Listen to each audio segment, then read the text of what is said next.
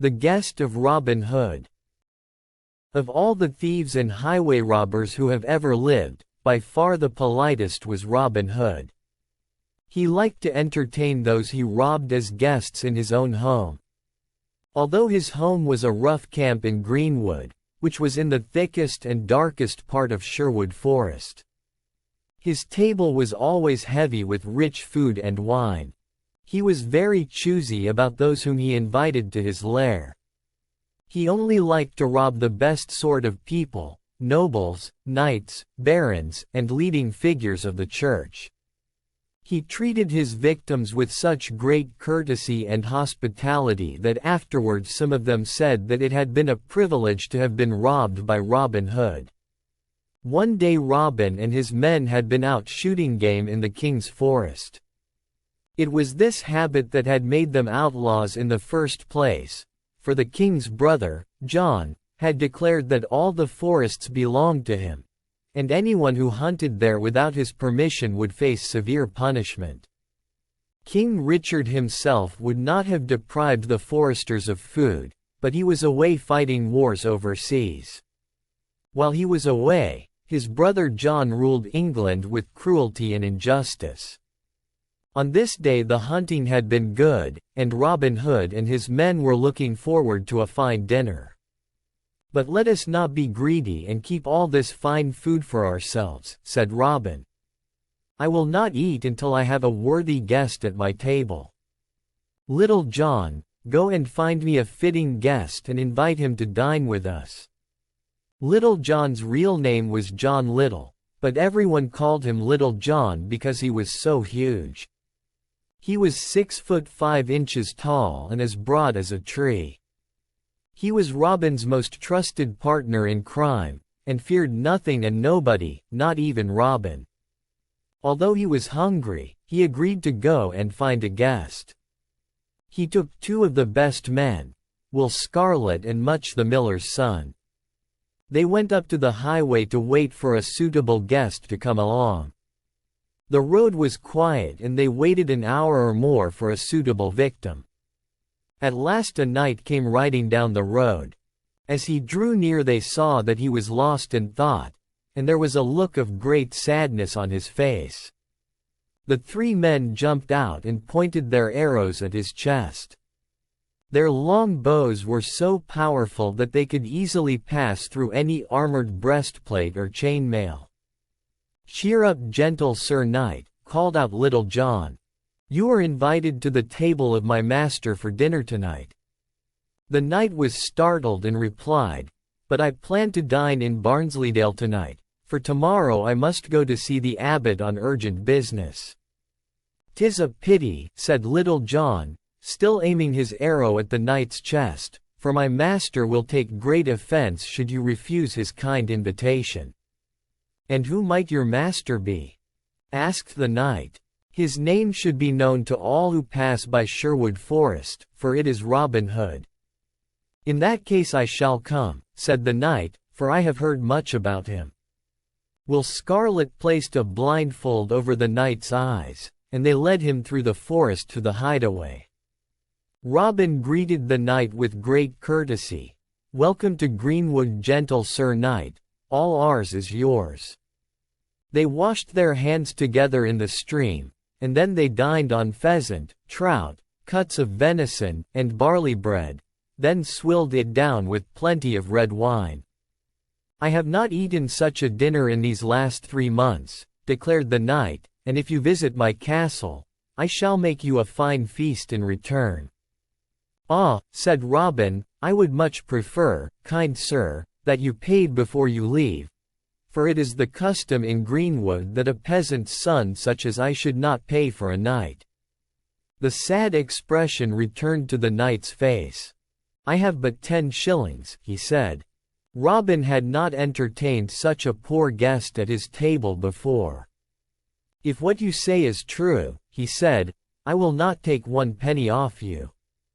Indeed, I shall lend you money from my own coffers." Robin sent Little John to look through the knight's belongings. When he had checked them he said, "Our gentle knight is indeed a pauper." "How come so poor?" asked Robin. The sad knight told his story. He had a son who was a fine, strong, but hot-tempered young man. He liked to joust, and in a contest he had killed the son of a baron. The baron demanded blood money of £400, and if it was not paid, the knight's son would be put on trial for murder and executed. In those days, £400 was a great deal of money, and although the knight had a steady income from his lands, he did not have such a sum ready to give. He was forced to borrow from a wealthy churchman, the abbot of the monastery of St. Mary. The abbot gave the knight just 3 months to repay the loan, and if he failed to pay back the money in that time, the knight must give the abbot all his land instead. The time of the loan was almost up, and the knight was traveling to the abbot to plead for more time to pay, but the abbot did not become rich by showing mercy, said the knight, and therefore I fully expect that by tomorrow evening I will truly be a landless pauper. I plan to take a ship and join King Richard, who is fighting in the Holy Lands. Too many good knights are overseas, said Robin, which is why there is so much injustice at home. No, by Saint Mary who is dear to me, I shall make you a loan of £400 and you shall repay the abbot. The next day at the monastery of Saint Mary, a monk spoke to the abbot, Your worshipful grace. Today the knight must repay his loan or forfeit his lands. He will surely forfeit, replied the abbot, for I do not think he will find £400 in so short a time. When the knight and Little John arrived outside the monastery, they changed into their poor clothes again, before entering and asking to see the abbot. The porter at the gate said, That surely is the shabbiest and saddest looking knight that I ever did see. Inside the main hall, the knight knelt down before abbot. The abbot did not greet him, but said straight out, Well, have you brought my money? Not 1 penny, replied the knight. The monk said, Then why did you come to waste his grace's time like this? Your lands are lost. Go away. I came, said the knight, to ask for mercy and more time to pay. You shall not have a minute more, said the abbot. Your lands are mine. Be off. If you give me more time, I shall serve you faithfully, said the knight. Show mercy, for it is good to help one who has need. At this the abbot swore a great oath and roundly cursed him. Out, false knight! Speed out of my hall! He shouted. I am no false knight, replied the debtor. With that he opened his bag and emptied the gold onto the floor. If you had shown mercy, I would have repaid your debt and served you faithfully, but as it is, here is your money. Now the papers to my land, your grace, if you please. The abbot had no choice but to hand back the deeds to the knight's land, although he was sorry to do so, for it was worth a good deal more than £400 in gold. 2 days later, the knight returned to his castle wearing his sad expression. Are we paupers? Asked his wife. No, said he, brightening up, we are saved. God bless Robin Hood. A year passed, and the knight gathered together £400 to repay his debt to Robin. He also made 100 arrows and had them plumed with peacock feathers as a gift to show his gratitude. A good friar arranged a meeting with Robin beneath a great oak tree in Greenwood.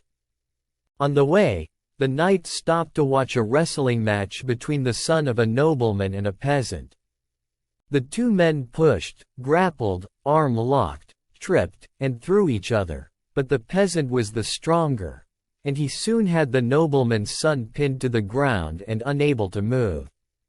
He claimed his prize, £1 in gold, but the nobleman's friends would not pay.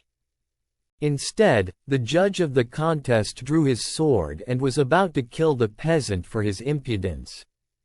Seeing this, the knight rode up and declared, The man that harms the victor of this match will have to contend with me. The nobleman's friends did not want to take on a knight, and they released the peasant. "Follow me," said the knight, "and I will take you to join Robin Hood and his men." The peasant agreed, for he knew that if he did not, the nobleman would get him later. The knight arrived late for his meeting with Robin, and when he explained what had delayed him on the way, Robin said, "Gentle Sir Knight, consider the 400 pounds a gift, for I will not accept a penny from a man who stands up for justice."